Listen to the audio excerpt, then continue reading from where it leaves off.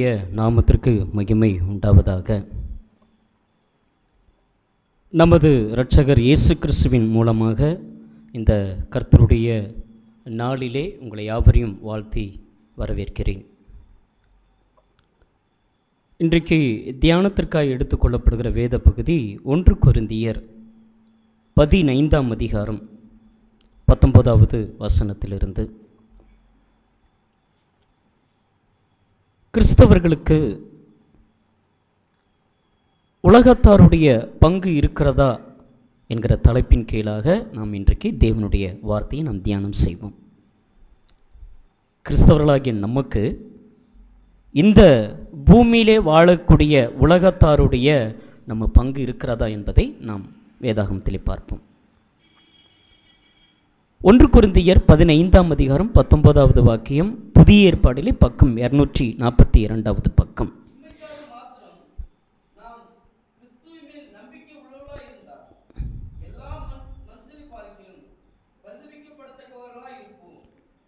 இம்மைக்காக மாத்திரம் நாம் கிறிஸ்துவின் மேல் நம்பிக்கை உள்ளவர்களாயிருந்தால் எல்லா மனுஷனை பார்க்கிலும் நாம் எப்படிப்பட்டவர்களாக இருப்போம் என்றால் பரிதாபத்துக்குரியவர்களாக இருப்போம். இம்மை என்று எழுதப்பட்டிருக்கிறது. பூமி, உலகம், பிரபஞ்சம், லௌகீகம், இதெல்லாம் நம்ம தமிழ் வார்த்தைகளிலே நாம் பார்க்க முடியும். லௌகீகம் அப்படின்னு சொன்னா உலகம், பிரபஞ்சம், பூமி. வேதாகமும் நமக்கு என்ன சொல்லுகிறது? இம்மைக்காக மாத்திரம் நீங்கள் கிறிஸ்துவ மீது நம்பிக்கை உள்ளவர்களாக இருந்தால் பரிதாபத்துக்குரியவர்களாக இருப்பீர்கள். நம்ம இந்த பூமியில தான் வாழ்கிறோம். பூமியில நம்ம எதுக்கு வாழ்கிறோம், என்னத்துக்கு வாழணும்? இந்த வாழக்கூடிய வாழ்க்கையிலே பலவிதமான போராட்டங்களை அனுபவித்து கொண்டிருக்கிறோம்.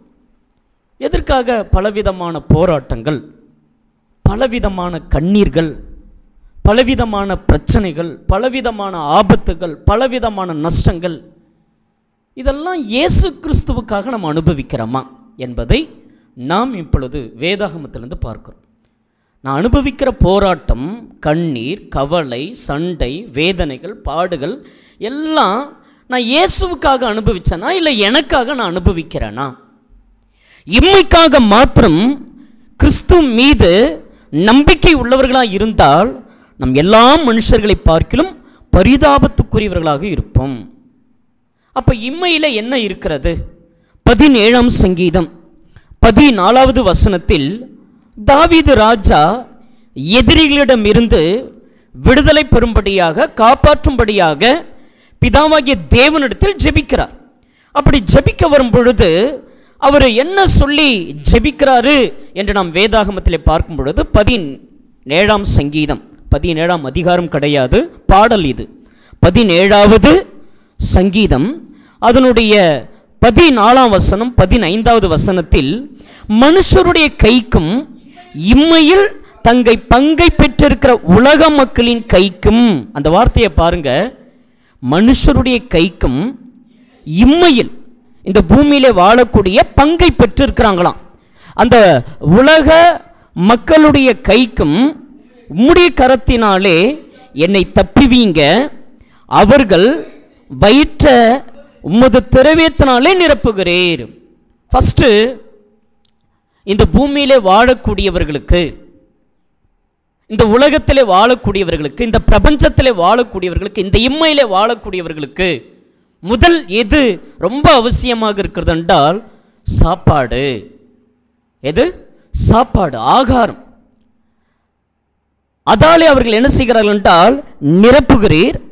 இரண்டாவது, நல்ல சாப்பாடு கிடைத்ததுக்கு அப்புறம் அவர்கள் என்ன செய்கிறார்கள் என்றால் புத்திர பாக்கியத்தினாலே திருப்தி அடைந்த. இரண்டாவது, அவங்களுக்கு என்ன வேணும்? நல்ல சாப்பாடு கிடைத்தால், நல்ல ஒரு வேலை கிடைத்தால் சாப்பாடு கிடைக்கிறது, சாப்பாடு கிடைத்தால் நல்ல உடைமைகள் கிடைக்கிறது, பொருட்கள் கிடைக்கிறது. இப்பொழுது அவங்களுக்கு அடுத்த கட்டத்துக்கு எங்க போறாங்க? கல்யாணம் பண்ணணுன்னு போறாங்க. புத்திர பாக்கியத்தினாலே திருப்தி அடைந்து தங்களுக்கு மீதியான பொருளை யாருக்கு சேர்த்து வைக்கிறார்கள் என்றால் தங்கள் குழந்தைகளுக்கு வைக்கிறார்கள். இவங்கெல்லாம் இப்படி இருக்கும் பொழுது நானும் நீதியிலே உம்முடைய முகத்தை தரிசிப்பேன், நான் விழிக்கும் போது உமது சாயலால் திருப்தியாவேன். இப்படிப்பட்ட மனுஷாளுடைய கைக்கு இருந்து என்னை தப்புவீங்க. இன்னைக்கு சாப்பாடு மூலமாய் எத்தனை இடத்துல சண்டைகள் நடக்கிறது தெரியுங்களா? இன்னைக்கு வேலைக்காக, ஏன்னா வேலைக்கு எதுக்கு போகணும்? சாப்பிட்றதுக்காகத்தான். அப்போ அந்த சாப்பாடால் திருப்தி ஆகிறாங்க. அப்போது வேலைக்கு போனால் யார் தேவையில்லை? கிறிஸ்து தேவையில்லை. யார் தேவையில்லை உங்களுக்கு? இம்மைக்காக மாத்திரம் கிறிஸ்து மீது நம்பிக்கை உள்ளவர்களாக இருந்தால் நம்ம எப்படி இருப்போம் என்றால் பரிதாபத்துக்குரியாக இருப்போம். ஞாயிற்றுக்கிழமை கர்த்தருடைய நாள் என்பது தெரியும். இது யாருடைய நாள்? இந்த நாள் இயேசு கிறிஸ்து உயிர்த்தெழுந்த நாள். இதற்காக பிள்ளைகள் என்ன செய்து கொண்டிருக்கிறார்கள் என்றால் வேலைக்கு போய் கொண்டிருக்கிறார்கள். எதற்காக வேலைக்கு? நீங்களும் சரி நானும் சரி தீர்மானம் எடுக்க வேண்டும். நம்ம பூமியிலே இருந்தோம், பூமியிலே இருந்து எல்லாவற்றையும் ஆளுகை செய்யுங்கள் என்று நமக்கு கட்டளை கொடுத்திருந்தார். உலகத்திலும் உலகத்தில் உள்ளவைகளிலும் நீங்கள் என்ன செய்யாதிருங்கள்? அன்பு கூறாதிருங்கள். இல்லைங்க, வேலைக்கு போனாதான் வேலை செய்கிற இடத்துல இல்லை, நீ தீர்மானம் பண்ணிக்கணும். வேலைக்குன்னு போகிற, உன்னால் வேலையில் நிற்க முடியுதா? அந்த வேலையில் உன்னால் ஜெயிக்க முடியுதா? படிக்க போகிற, அந்த படிப்பில் ஞாயிற்றுக்கிழமை கர்த்தருடைய நாமத்தை தூஷித்து அதில் போய் உன்னால் வெற்றி பெற முடிகிறதா? அப்போ இம்மைக்காக மாத்திரம் இன்றைக்கு அநேக தேவனுடைய பிள்ளைகள், கிறிஸ்தவர்கள் என்று சொல்லக்கூடியவர்கள் எதற்காக மாத்திரம் நம்பிக்கை வச்சிருக்கிறார்கள் என்றால் இதற்காக மாத்திரம் நம்பிக்கை வச்சிருக்கிறாங்க. எங்களுக்கு நல்ல ஒரு வேலை கிடைக்கணும், எங்களுக்கு நல்ல ஒரு படிப்பு கிடைக்கணும், எங்களுக்கு ஒரு நல்ல ஒரு எதிர்காலம் கிடைக்கணும். நான் இப்படி இருக்கிறேன், ஆனால் என் பிள்ளைங்க இப்படி இருக்கக்கூடாது. நீங்களும் சரி நானும் சரி அது தீர்மானம் பண்ணும். ஆனால் பரிசுத்த வேதாகமத்தை பிடித்து கொண்டிருக்கிற நீங்கள் ஒவ்வொருவரும் நானும் என்ன செய்ய வேண்டும் என்று பரிசுத்த வேதாகமத்திலே சொல்லி வருகிறதை நாம் இன்னும் அதிகமாய் பார்க்க போகிறோம். தாவீது ராஜா, அவர் எவ்வளவு அழகாக அந்த இடத்துல ஜெபிக்கிறார். மனுஷருடைய கைக்கும் இம்மையிலே தங்கள் பங்கை பெற்றிருக்கிற உலக மக்களினுடைய கைக்கும் அவர்கள் என்ன சேர்க்கிறார்கள் என்றால் அவர்கள் சாப்பாடினாலே தங்களுடைய வயிற்றை நிரப்பிக் கொள்ளுகிறார்கள். இரண்டாவதாக அவர்கள் என்ன செய்கிறார்கள் என்றால் புத்திர பாக்கியத்தினாலே, இன்னைக்கு கல்யாணம் ஆகி பிள்ளை பாக்கியம் கிடைக்கலனா எப்படி இருக்கும் தெரியுமா? அதனுடைய வேதனைகள், அதில் எத்தனை சண்டை. பிள்ளைங்க படித்து ஒரு நல்ல வேலையிலே அமையவில்லை என்றால் அது இன்னும் எவ்வளோ பிரச்சனை. சரி, நல்லா படிக்கிற, இயேசு பிடிக்கலை, இயேசுவெல்லாம் நாமத்தை மறுதளிச்சுட்டு அவரை வேதனைப்படுத்திட்டு நீ படிப்புக்காக போகிற, வேலைக்காக போகிற, ஏதாவது சாதிக்க முடிகிறதா? அங்கே ஏதோ ஒன்று வந்து நிற்கிது. நாம் யார்? நாம் எப்படிப்பட்டதான தீர்மானங்களை இந்த பூமியிலே நாம் எடுத்துக்கொள்ளுகிறோம்? ஃபஸ்ட்டு பரிசுத்த வேதாகமத்திலே, அடுத்தது புத்திர பாக்கியம். இந்த குழந்தை பாக்கியத்திற்காக எத்தனை பேர் வேதனைப்படுகிறார்கள், பாரப்படுகிறார்கள், கண்ணீர் விடுகிறார்கள்.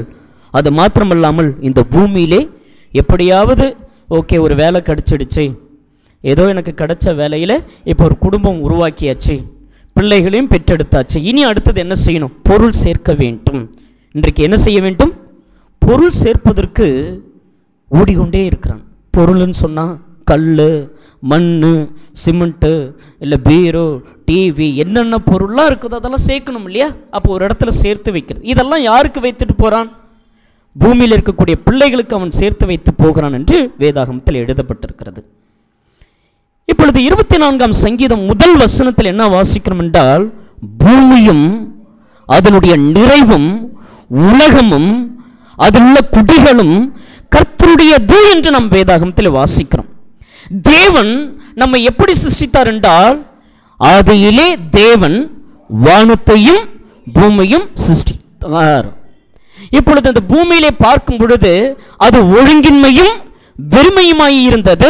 தேவ ஆவியானவர் அசைவாடி கொண்டிருந்தார். வெட்டாந்தரையாக இருந்தது. விருட்சங்கள் இல்ல, பூ இல்ல, ஆகாய விரிவு இல்ல, மழை இல்ல, தண்ணீர் இல்ல, பறவைகள் இல்ல, மிருகங்கள் இல்ல, மனுஷன் இல்ல, எதுவுமே இல்லை. பூமியை என்ன செய்தார்? பூமியை அவர் படைத்திருக்கிறார். அப்ப இந்த பூமி இப்பொழுது ஆதாம் நிமித்தமாக, யார் நிமித்தமாக? பிசாசு நிமித்தமாக சபிக்கப்பட்டிருக்கிற பூமியிலே நம்ம என்ன செய்து கொண்டிருக்கிறோம்? பூமி சபிக்கலை. இந்த பூமியிலே வாழ்ந்து கொண்டிருக்கிற நமக்கு என்ன உண்டானது? சாபம் உண்டானது. ஆதியாகமம் 3ஆம் அதிகாரம் 17வது வசனம். ஆதியாகமம் 3ஆம் அதிகாரம் அதனுடைய 17வது வசனம். பின்பு அவர் ஆதாமை நோக்கி, நீ உன்னுடைய மனைவியின் வார்த்தைக்கு செவி கொடுத்து புசிக்க வேண்டாம் என்று நான் உனக்கு விலக்கின விருட்சத்தின் கனியை புசித்தபடினாலே பூமி உன் நிமித்தம் சபிக்கப்பட்டிருக்கும். நீ உயிரோடு நாளெல்லாம் வருத்தத்தோடு அதனுடைய பலனை புசிப்பா என்று எழுதப்பட்டிருக்கிறது. இப்பொழுது சபிக்கப்பட்டிருக்கிற பூமி என்னவாய் மாறி இருக்கிறது? ஆதியாகமம் 6ஆம் அதிகாரம் அதனுடைய 7வது வசனம். ஆதியாகமம் 6ஆம் அதிகாரம் அதனுடைய 5வது வசனம். மனுஷனுடைய அக்கிரமம் பூமியில என்ன செய்து விட்டது? பெருகி விட்டது என்று நாம் பார்க்கிறோம். 12வது வசனத்திலே 11வது வசனத்திலே வாசிக்கிறோம், பூமியானது தேவனுக்கு முன்பதாக சீர்கெட்டதாய் இருந்தது, பூமி கொடுமையினாலே நிறைந்திருந்தது. தேவன் பூமியை பார்த்தார், இதோ அது சீர்கெட்டதாய் இருந்தது. வெற்றாந்தரையாக ஒண்ணுமில்லாத இருந்த அந்த பூமியிலே தேவன் இவ்வளவு நன்மைகளையும் தந்து இவளையும் ஆண்டு கொள்ளுங்கள், ஆளுகை செய்யுங்கள் என்று தேவன் ஆசீர்வதித்த பொழுது யாருடைய வார்த்தைக்கு கீழ்ப்படிந்தார்கள் என்றால் பிசாசுனுடைய வார்த்தைக்கு கீழ்ப்படிந்தார்கள். யார் அந்த பிசாசு? பிசாசுனா யாரு? பிசாசு என்றால் தேவதூதன். தேவதூதனை படைத்திருக்கிறாரே, அதில் விசேஷித்த தூதனாக அவனுக்கு அந்த சில நன்மைகளை கொடுத்தார். தன்னுடைய மேட்டுமினாலே தேவன் உட்கார்ந்திருக்கிற சிங்காசனத்திலே நானும் அமருவேன் என்ற எண்ணம் வைத்ததனாலே சொல்லுவோம் இல்லையா, இன்னைக்கு அவங்க இடத்த நான் காலி பண்ணுறேன், அவங்க குடும்பத்தை காட்டிலும் மேலே போகிறேன், அவங்கள காட்டிலும் நான் அதிகமாக போகிறேன். இல்லை, தேவன் எனக்கு என்ன கொடுத்தாரு? எனக்கு என்ன ஞானம் கொடுத்துருக்கிறார்? எனக்கு என்ன புத்தி கொடுத்துருக்கிறார்? எனக்கு என்ன யோசனை கொடுத்துருக்கிறார்? அந்த வழியில் நீங்களும் நானும் போக வேண்டும். இந்த சாத்தானானவன் இப்பொழுது பூமியிலிருந்து விழத்தள்ளப்பட்டான். அந்த தேவதூதன் அவன்தான் சாத்தான், அவன்தான் லூசிபர். அவனை வேதாகமம் என்ன சொல்லுகிறது என்று வேதம் சொல்லும் பொழுது 2 கொரிந்தியர் 4ஆம் அதிகாரம் 4வது வசனம், அவன் இந்த பூமியிலே அவன் யாராக இருக்கிறான் என்றால் 2 கொரிந்தியர் 4ஆம் அதிகாரம் 4வது வசனத்தில் வாசிக்கும் பொழுது இப்பிரபஞ்சத்தின் தேவன் என்று நாம் பார்க்கிறோம். இந்த உலகத்தினுடைய கடவுள் யாரு? இந்த உலகத்தில் இருக்கக்கூடிய கடவுள் யார் என்றால் யாரு? பிசாசு, பேய், சாத்தான், பொல்லாதவன். அப்போ இந்த உலகம் அவன் சில காரியங்களை உள்ளுக்குள்ள வச்சிருக்கிறான். என்ன வச்சான்? ஆதாம் ஏவாள் கிட்ட தேவன் எதை சாப்பிடக்கூடாதுன்னு சொன்னாரோ அவன் ஒரு உலகளாவிய சில வார்த்தைகளை கொண்டு வருகிறான். அவன் தன்னுடைய அதிகாரத்தை கொண்டு வருகிறான். இந்த பூமியில் எப்படி குடும்பங்களில் நமக்கு சில அதிகாரங்கள் கொடுக்கப்படுகிறதோ, இந்த பூமியிலே பிசாசானவன் என்ன செய்கிறான் என்றால் தனக்குன்னு சில கொள்கைகள், அந்த கொள்கையிலே யாரை முதலாவது விழித்தனன் என்றால் ஆதாமையும் ஏவாளையும் விழித்தனதாக நாம் பார்க்க முடியும். இப்பிரபஞ்சத்தின் தேவன் மனதை என்ன செய்து வைத்திருக்கிறான் என்றால் குருடாக்கி வைத்திருக்கிறான். இப்பொழுது இந்த பிரபஞ்சத்தின் தேவன் எங்கே இருக்கிறான் என்றால் யோபின் புத்தகம் 1ஆம் அதிகாரம் 7ஆம் வசனத்தில் வாசிக்கும் பொழுது சாத்தான் பூமி எங்கும் என்ன செய்து கொண்டு வருகிறான் என்றால் சுற்றி கொண்டு வருகிறான். ஆனால் நம்முடைய தேவன் அப்படி அல்ல. இன்றைக்கு இந்த காலை தொழுகையில் 8 மணிக்கு தொடங்கின நீங்களும் நானும் தேவனுடைய பிரசனம் இங்கே இருக்கிறது. அதே அமெரிக்காவாக இருந்தாலும், ஆஸ்திரேலியா இருந்தாலும், ஜப்பானாக இருந்தாலும், சென்னை பட்டணமாக இருந்தாலும், தமிழ்நாடு எந்த இடத்துல இருந்தாலும் தேவனுடைய நாமம் எங்கெங்கெல்லாம் மகிமைப்படுகிறதோ அங்கெங்கெல்லாம் அவர் யாராக இருக்கிறார் என்றால் சர்வ வியாபியாக இருக்கிறார். ஆனால் சாத்தான் என்பவன் அப்படிப்பட்டவன் அல்ல. சாத்தான் என்பவன் பூமி எங்கும் என்ன செய்து கொண்டு வருகிறான் என்றால் சுற்றி திரிந்து கொண்டிருக்கிறான். இப்பிரபஞ்சத்தின் கடவுள், இப்பிரபஞ்சத்தின் தேவன் இன்றைக்கு அநேக தேவனுடைய உள்ளங்களை என்ன செய்து கொண்டிருக்கிறான் என்றால் கிறிஸ்துவ மீது நம்பிக்கை கொண்டு வராமல், கிறிஸ்துவனுடைய வசனங்கள் மீது விசுவாசம் வைக்காமல், இம்மையிலே சில மோகங்களையும் இம்மையிலே சில இச்சைகளையும் இம்மைகளில் சில காரியங்களையும் அவன் காண்பிக்கிறான். மத்தேயு எழுதின சுவிசேஷம் 4ஆம் அதிகாரம் 8வது வசனத்தில் பிசாசு என்ன சொல்லுகிறான் என்றால், உலகத்தினுடைய சகல ராஜ்யங்களையும் காண்பித்து என்னை என்ன செய்ய வேண்டும் என்றால் விழுந்து பணிந்து கொண்டால். அப்ப ராஜ்யம் யார்கிட்ட இருக்குது? இந்த உலகத்தினுடைய எல்லா ஞானங்கள் யார்கிட்ட இருக்கிறது? சாத்தான் கிட்ட இருக்குது. நம்ம எதுக்காக ஓடிக்கொண்டிருக்கிறோம்? நீங்களும் நானும் எதற்காக ஓடிக்கொண்டிருக்கிறோம்? ஓடுகிறது ஓட்டம் எதற்காக? வாழக்கூடிய வாழ்க்கை எதற்காக? எதன் மீது நாம் நம்பிக்கை வைத்திருக்கிறோம்? நம்முடைய வேதம் நமக்கு என்ன கற்றுத்தருகிறது என்றால், மனிதன் மண்ணினாலே என்ன செய்யப்பட்டான்? உண்டாக்கப்பட்டான். ஆனா படிக்கக்கூடிய பாடங்கள், அறிவியல், சயின்ஸ் என்ன சொல்லிக் கொடுக்கிறது என்றால், மனிதன் குரங்கிலிருந்து வந்தான். இதுதான் ஞானம். எது? நாம் எந்த ஞானத்தை நாம் கற்று வருகிறோம்?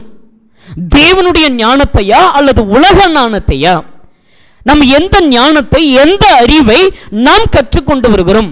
உலகத்திலே பல கவிஞர்கள் இருக்கிறார்கள், பல அறிஞர்கள் இருக்கிறார்கள், பல சாஸ்திரிகள் இருக்கிறார்கள், உலகத்திலே பல மேதாவிகள் இருக்கிறார்கள், பல அதிகாரங்கள் இருக்கிறது, பல திறமைகள் இருக்கிறது. அது எதை சார்ந்து இருக்கிறோம்? அதனாலே நமக்கு என்ன இருக்கிறது? அரசியல் சார்ந்து இருக்கிறவங்கள போகிறவர்கள், படிப்பு சார்ந்து இருக்கிறவர்கள் போகக்கூடியவர்கள், ஓங்க போங்க, படிங்க, வேலைக்கு போங்க. ஆனால் அது தேவனுடைய விஷயத்திலே நம்மை மட்டுப்படுத்துகிறதா?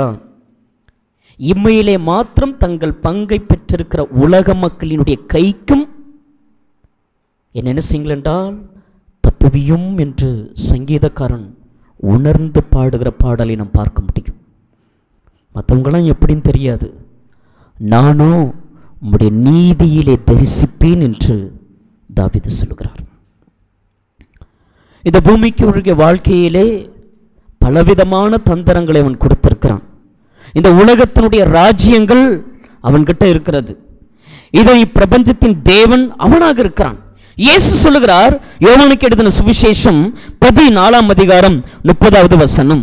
யோவானுக்கு எழுதின சுவிசேஷம் 14வது அதிகாரம் அதனுடைய 30வது வாக்கியத்தில் நாம் பார்க்கும் பொழுது, இனி நான் உங்களுடனே அதிகமாய் பேசுவதில்லை, இந்த உலகத்தின் அதிபதி வருகிறான், அவனுக்கு என்னிடத்தில் ஒன்றுமில்லை.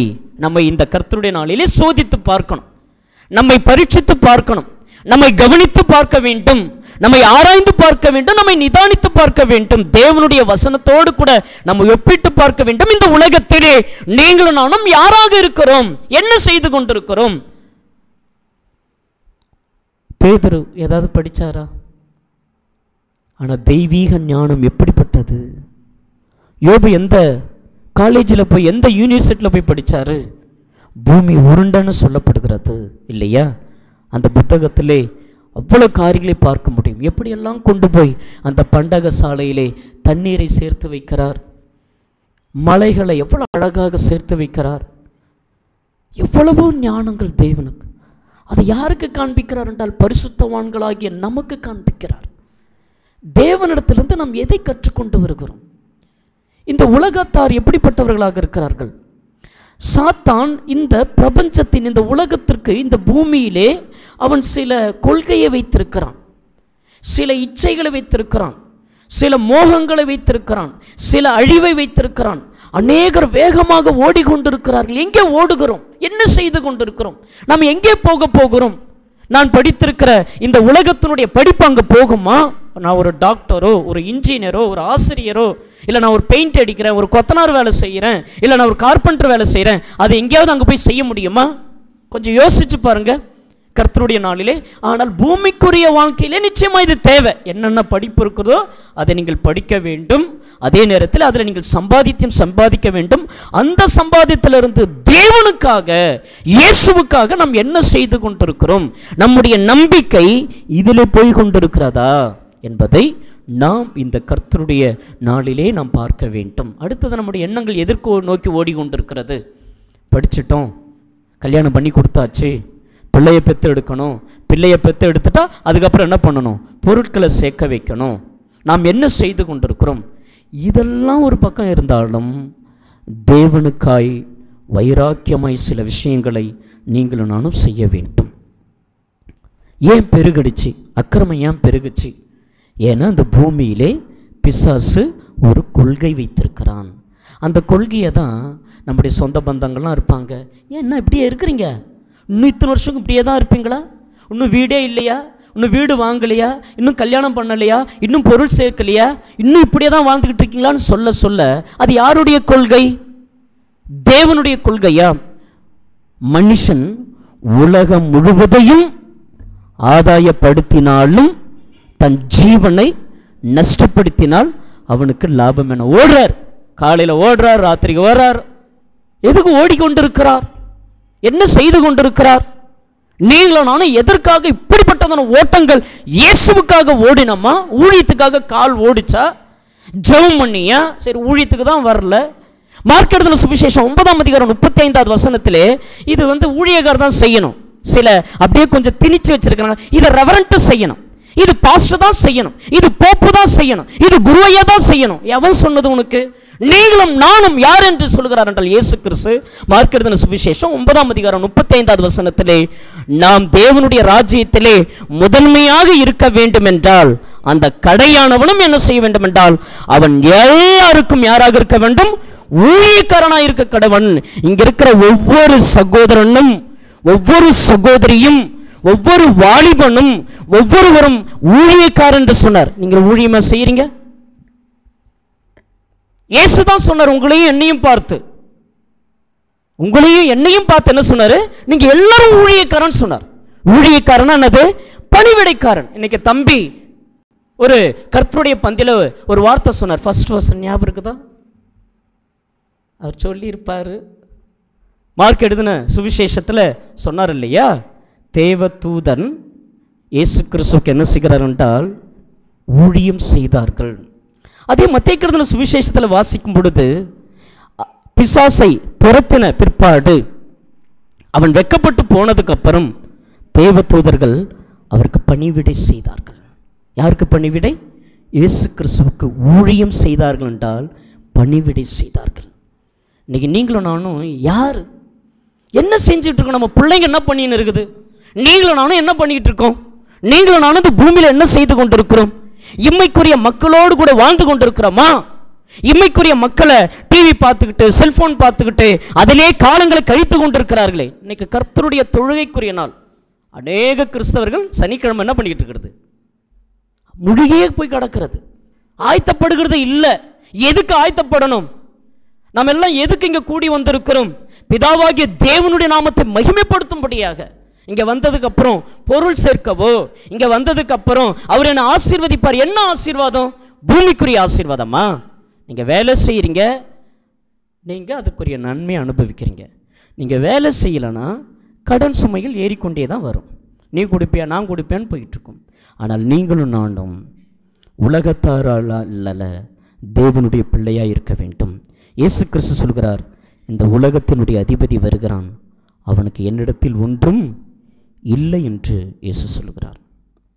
இந்த உலகம் எது உள்ளாக கிடக்கிறது என்றால் யோவானுக்கு எழுதின சுவிசேஷம் 12ஆம் அதிகாரம் 31வது வசனம். யோவானுக்கு எழுதின சுவிசேஷம் 12ஆம் அதிகாரம் 31வது வசனம். இப்பொழுது இந்த உலகத்துக்கு நியாயத்தீர்ப்பு உண்டாயிருக்கிறது, இப்பொழுதோ இந்த உலகத்தின் அதிபதி புறம்பாக அவன் என்ன செய்யப்படுவான் என்றால் தள்ளப்படுவான். 1 யோவான் 5ஆம் அதிகாரம் 19வது வாக்கியம். 1 யோவான் 5ஆம் அதிகாரம் 19வது வாக்கியம். 1 யோவான் நிருபம், கடிதம், சுவிசேஷம் அல்ல, கடிதத்திற்கு நாம் திருப்பிக் கொள்ளுவோம். 1 யோவான் 5ஆம் அதிகாரம் அதனுடைய 19வது வசனம். நாம் தேவனால் உண்டாயிருக்கும் என்று உலகம் முழுவதும் பொல்லாங்கனுக்குள் கிடைக்கிறது என்று அறிந்திருக்கிறோம்.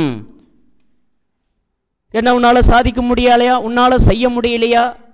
அவர்களுக்கெல்லாம் என்ன நேரிட வேண்டும் என்றால் தேவ செயலும் அவர் கொடுத்திருக்கிற தருணமும் என்ன செய்ய வேண்டும் என்றால் நேரிட வேண்டும்.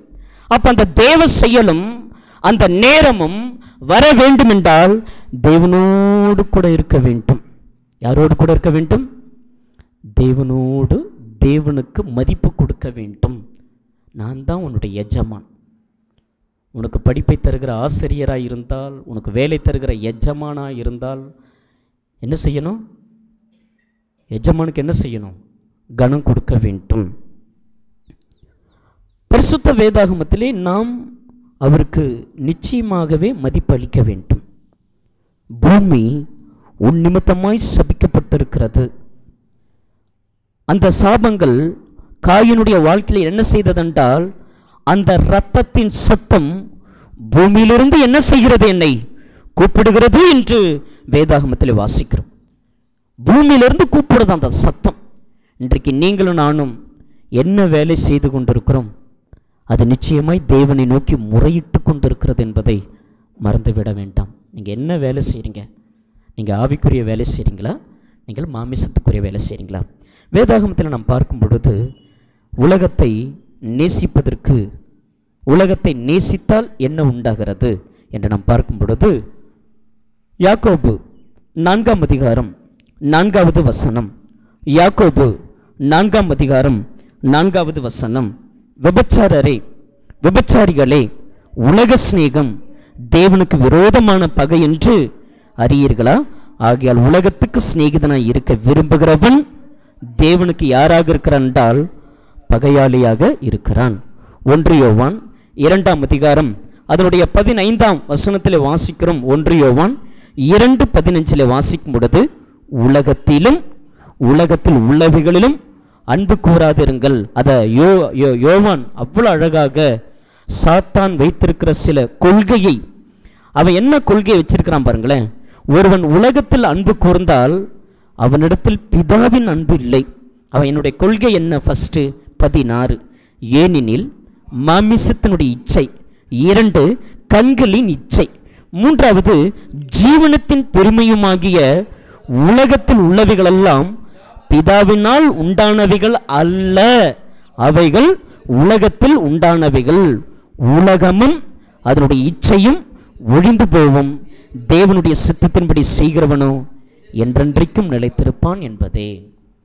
எனக்கு அன்பான தேவனுடைய ஜனமே, உலகத்தார் உலகத்தார் அப்படின்னு சொல்லும் பொழுது, அந்த உலகத்தில் நம்ம வாழ்ந்திருந்தோம், பாவத்தில் இருந்தோம், பாரம்பரியத்தில் இருந்தோம், பிசாசுடைய பிடியில் இருந்தோம்.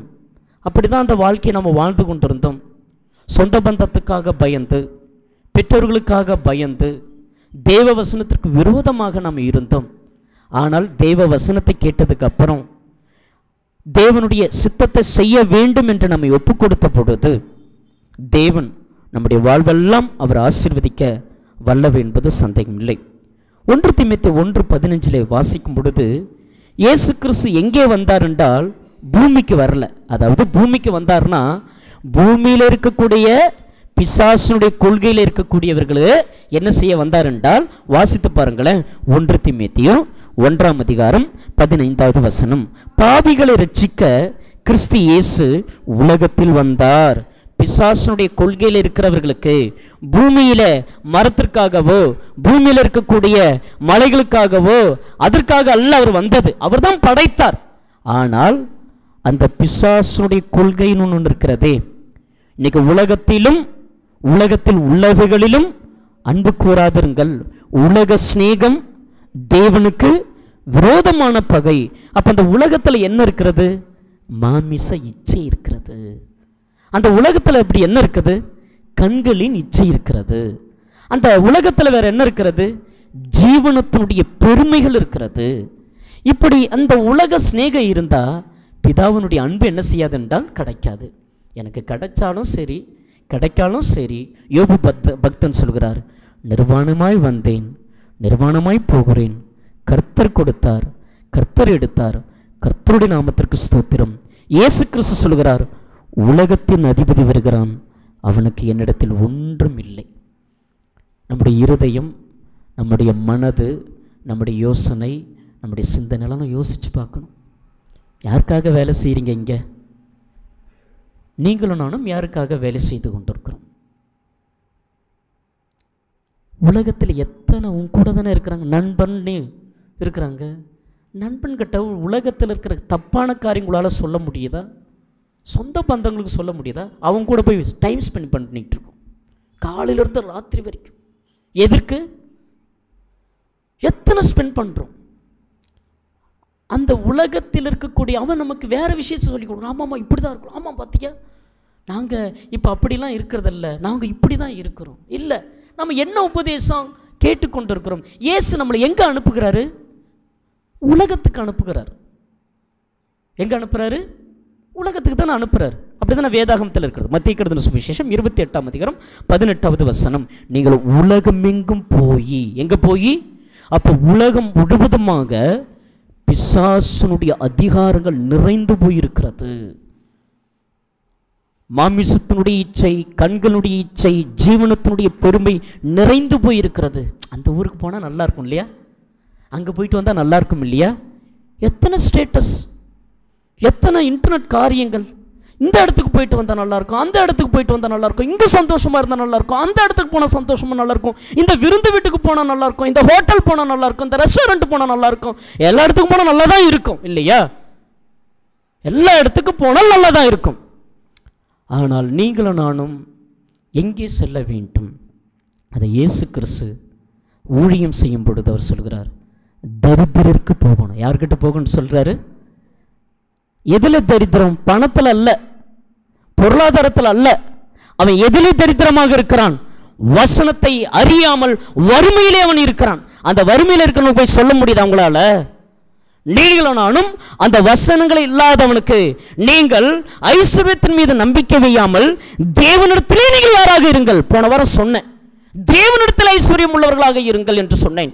அந்த ஐஸ்வர்யங்கள் வரும் பொழுது மேட்டிமையில் வருகிறது, அந்த ஐஸ்வர்யங்கள் வரும் பொழுது கண்ணீர் வருகிறது, அந்த ஐஸ்வர்யங்கள் வரும் பொழுது இச்சைகள் வருகிறது, அந்த ஐஸ்வர்யங்கள் வரும் பொழுது என்ன வருகிறது?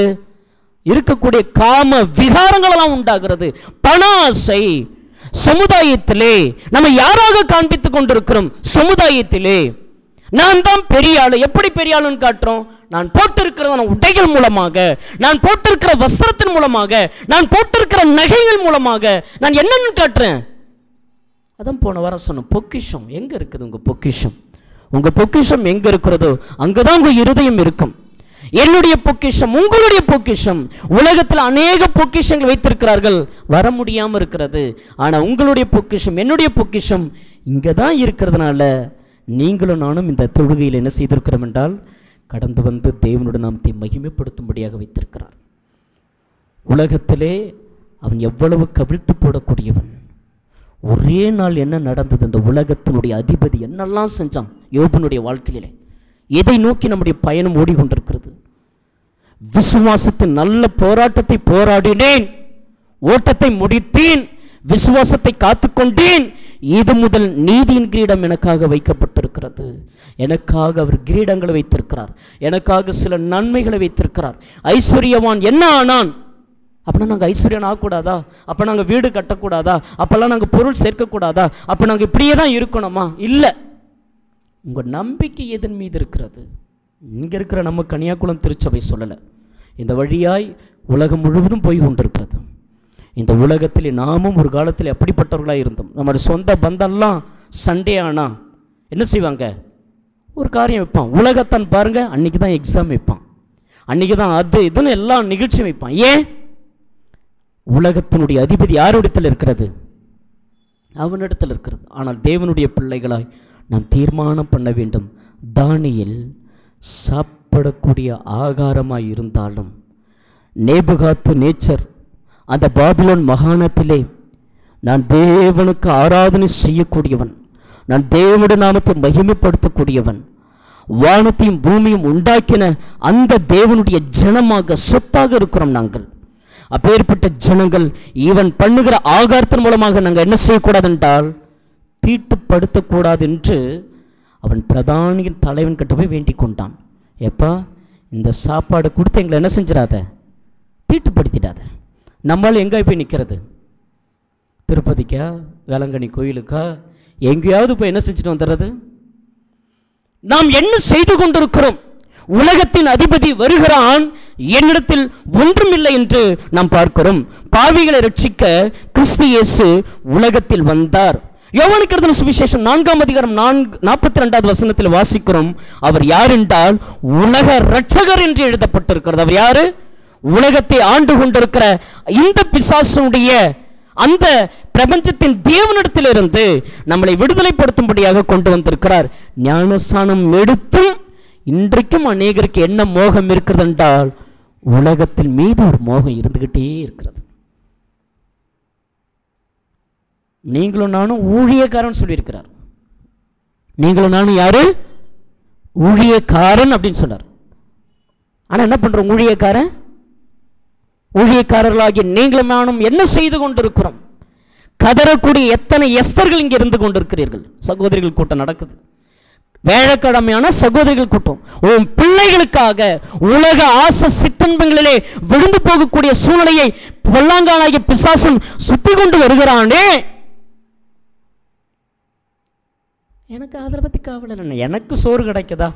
நான் சுகமாக தூங்குறேனா? எனக்கு உடை கொடுத்துருக்கிறாரு. பிள்ளைங்க எப்படி இருந்தால் எங்களுக்கு என்ன? அதுங்க சம்பாதிச்சுக்கிட்டோம், அதுங்க வாழ்க்கையை பார்த்துக்கிட்டோம். அப்படியா?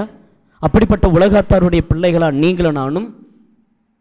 நம்ம மீது எந்த அளவுக்கு அன்பு வைத்திருந்தார்?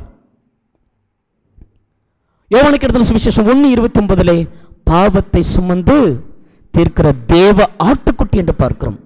யோவானுக்கு எழுதின சுவிசேஷம் 3:16 தேவன் தம்முடைய ஒரே பேரான குமாரனை விசுவாசிக்கும் எவனோ அவன் கெட்டு போகாமல் நித்திய ஜீவனை அடையும்படி அவரை தந்தருளி இவ்வளவாய் உலகத்தில் அன்பு கூர்ந்தார். எங்க அன்பு கூர்ந்தார்?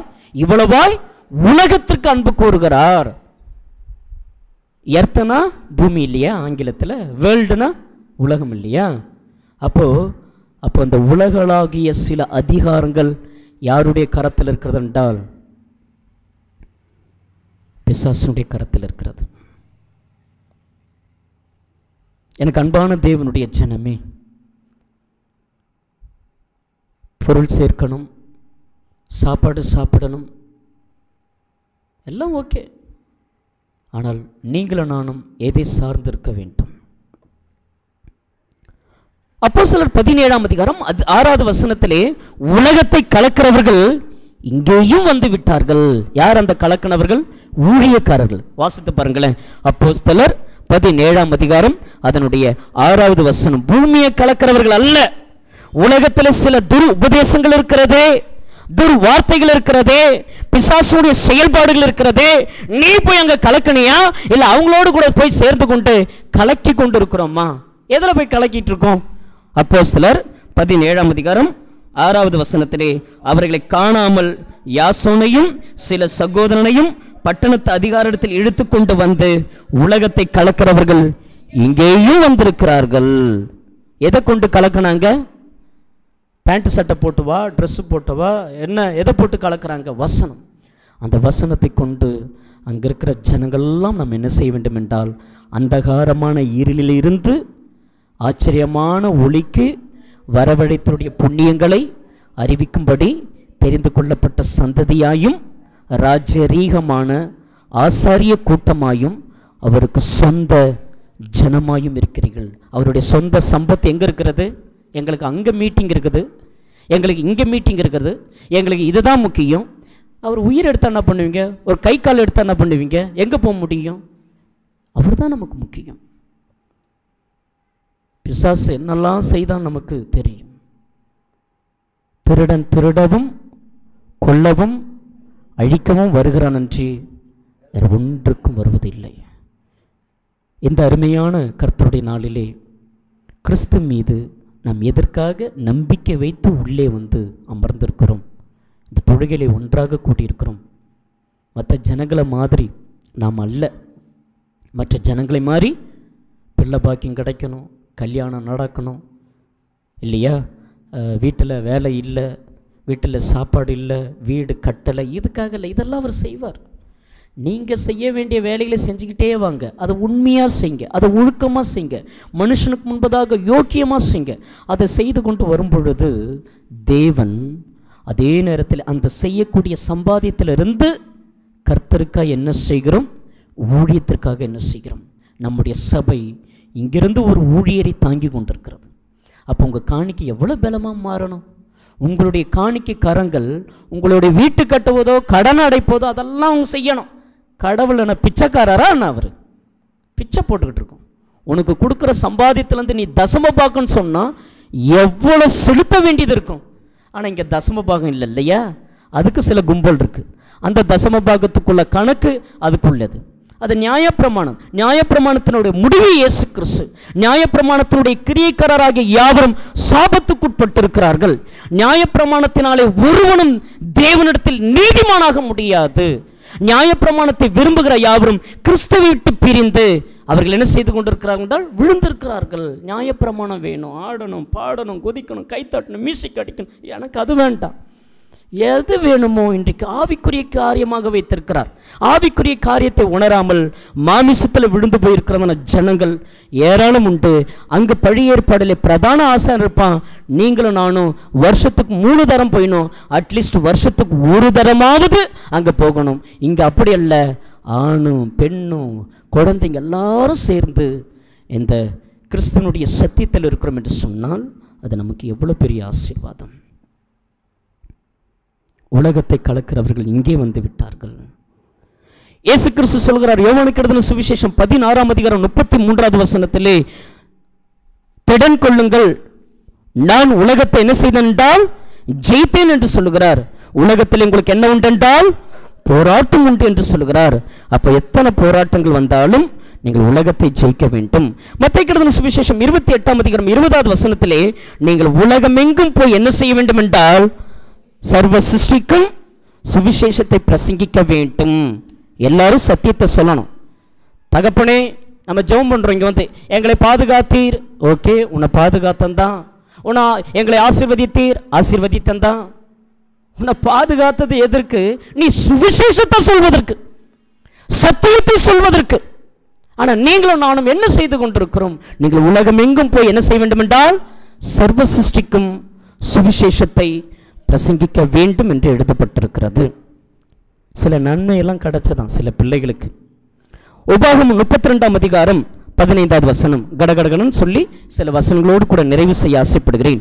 உபாகமம் 32ஆம் அதிகாரம் 15வது வசனத்தில் யெஷூரன் கொழுத்து போய் என்ன செய்தான் என்றால் உதைத்தான் என்று நாம் பார்க்கிறோம். யெஷூரன் என்ன செய்தான்? கொழுத்து போய் உதைத்தான். எல்லா நன்மையும் கிடைச்சதுக்கு அப்புறம் என்ன செய்யறதில்ல, தேவனை தேடாமல் கொழுத்து போய் உதைத்ததான ஜனங்கள் இந்த பூமியில் ஏராளம் உண்டு இல்லையா? டைம் இல்லையா? பயங்கர டைமே இல்லை, எங்களுக்கு சமயம் இல்லை, ஃபுல்லாக எந்த நேரம் நாங்கள் பிஸியாக தான் இருக்கிறோம், ஃபுல்லாக நாங்கள் பிஸியாக இருக்கிறோம், வேலையாக இருக்குது.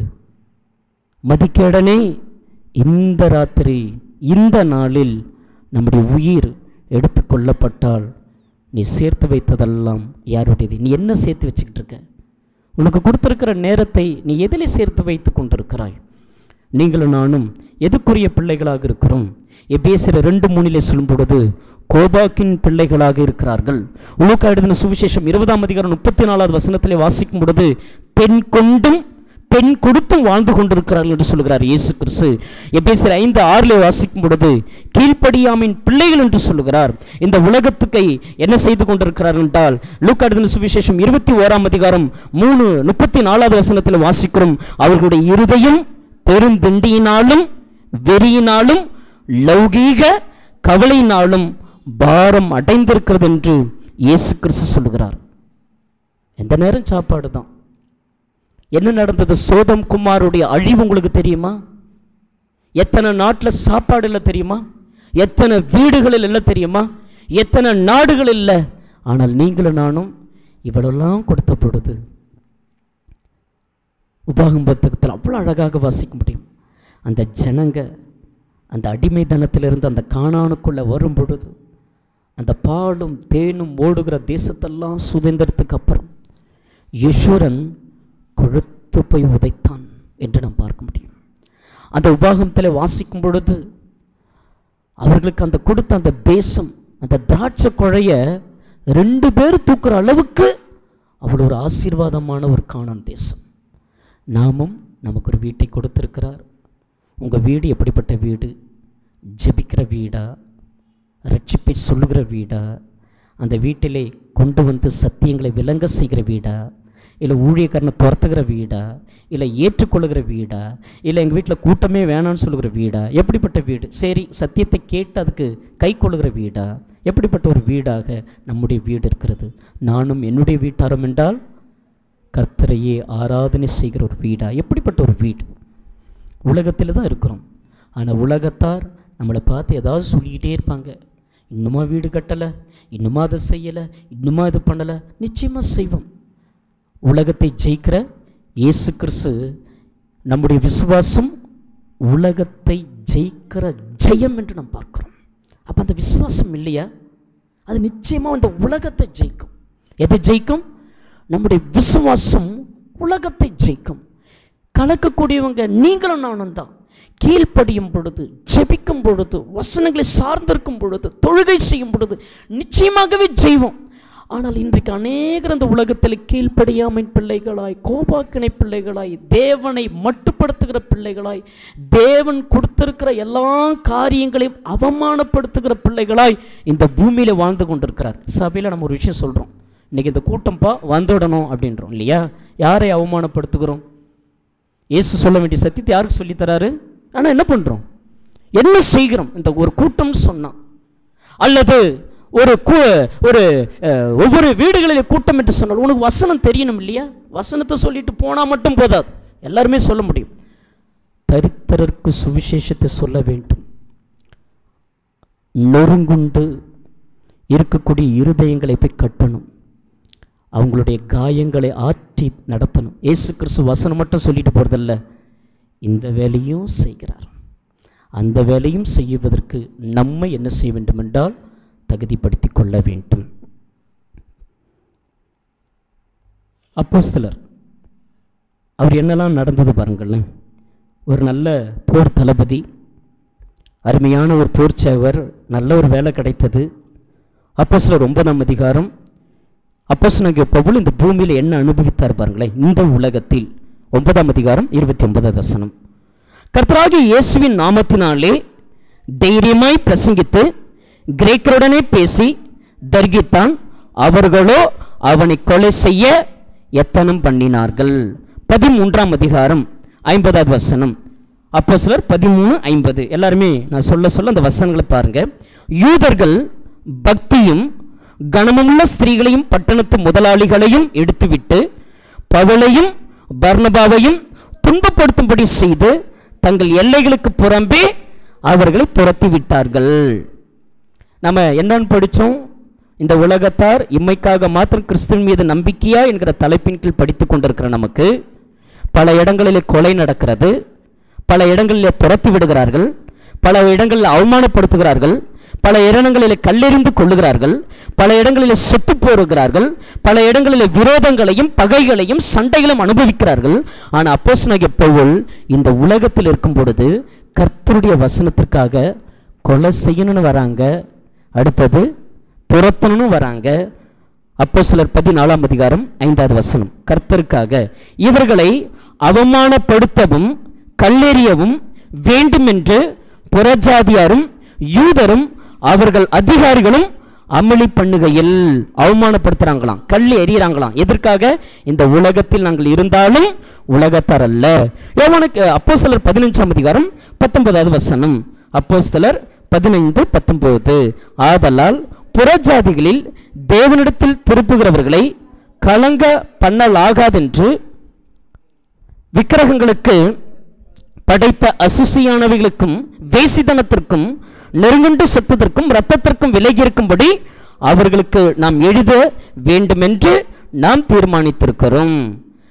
அப்போஸ்தலர் 16ஆம் அதிகாரம் 22. அப்பொழுது ஜனம் கூட்டம் கூடி அவர்களுக்கு விரோதமாய் எழும்பினார்கள்.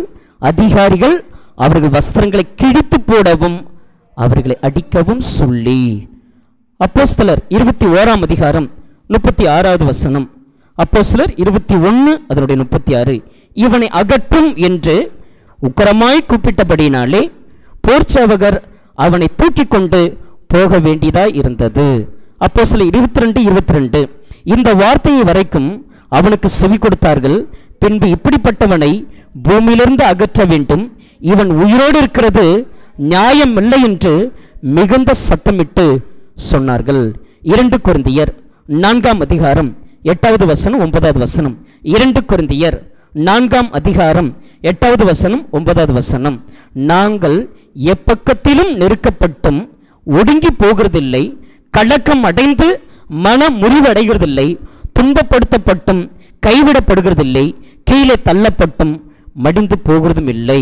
2 கொரிந்தியர் 11 23 28 வரை. அவர்கள் கிறிஸ்துவின் ஊழியக்காரரா?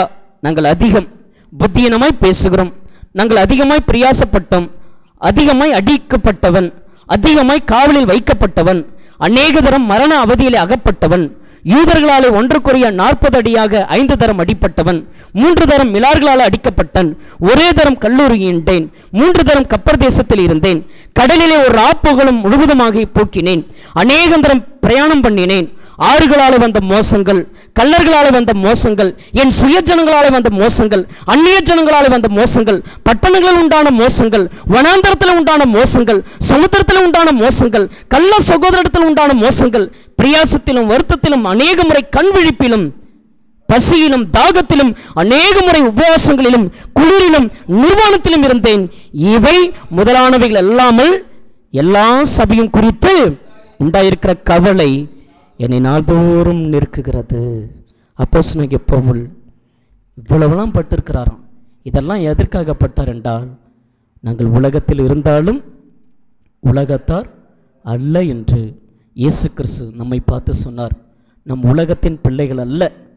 இந்த உலகத்தரை போல இப்படி நிறைய பேர் அடிக்கப்பட்டு சித்திரவதை அனுபவப்பட்டு சிறைச்சாலை ஏன் போகிறாங்கன்னா, அந்த உலகத்தினுடைய பாவத்தில் சிக்குண்டு விழுந்திருக்கிற அநேக ஜனங்கள். நீங்களும் நானும் தேவனுடைய ஜனமாக இருப்பதனாலே அப்போஸ்தலனாகிய பவுலை நாம் பார்க்கும் பொழுது எத்தனை துன்பம், எத்தனை அவமானம், எத்தனை அசிங்கம், எத்தனை நிர்வாணம், எத்தனை பிரயாசங்கள், இதெல்லாம் உலகத்தாருடைய அந்த அதிகாரத்திலிருந்து நீக்கக்கூடிய வல்லமை இங்கே இருக்கிற ஒவ்வொரு சகோதரனுக்கும். நீங்களும் நானும் ஊழியக்காரன் என்று சொன்னால் அதை உணர்ந்து தேவனிடத்தில், அதாவது இயேசு கிறிஸ்துவுக்கு பணிவிடைக்காரன். இன்னைக்கு பணிவிடைக்காரன் நம்ம அதில் படிக்கிறோம் இல்லையா? கண் விழிப்பிலும். எந்த கண் விழிப்பு? நைட் ப்ரேயராக பண்ணிகிட்ருக்கீங்க. நிறைய பிள்ளைங்க கண் விழிப்பு. எதில் கண் விழிப்பு? அவருடைய பிரயாசங்களை நாம் பார்க்கும் பொழுது நீங்களும் நானும் எப்படிப்பட்டவர்களாக இருக்கிறோம்? உலகத்தார் அல்ல. இந்த உலகத்திற்காய் அநேகர் ஓடிக்கொண்டிருக்கிறார்கள். இம்மைக்காக மாத்திரம் கிறிஸ்து மீது நம்பிக்கை வைத்தால் பரிதாபத்துக்குரியவர்களாக இருப்போம். எனக்கு அன்பான தேவனுடைய ஜனமே, பரிதாப நிலைமையை தேவன் முற்றிலுமாய் மாற்ற நாம் யாவரும் எடுத்து நின்று பாடலோடு கூட ஜெபத்தில் ஒருமனப்பட்டு இருப்போம். ஆராதனை நாயகன் நீரே, ஆராதனை வேந்தனும் நீரே என்ற பாடலை நாம் பாடுவோம். ஆராதனை நாயகன் நீரே, ஆராதனை வேந்தனும் நீரே, ஆராதனை நாயகன் நீரே, ஆராதனை வேந்தனும் நீரே,